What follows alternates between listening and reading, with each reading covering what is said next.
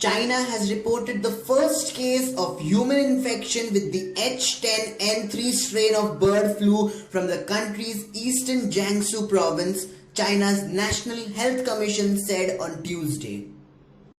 The patient, a 41-year-old man from Zhenjiang city, is currently in a stable condition and meets discharge standards, the state-run CGTN TV reported.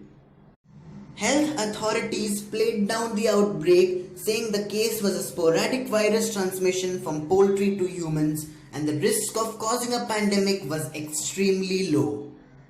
The patient was diagnosed as having the H10N3 avian influenza virus on May 28, National Health Commission said in a statement without elaborating on how the man had got infected with the virus.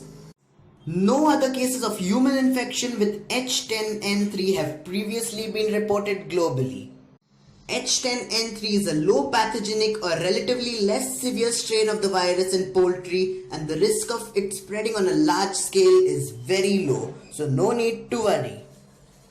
Thank you so much for watching this video till the end. Make sure to like this video if you found it useful.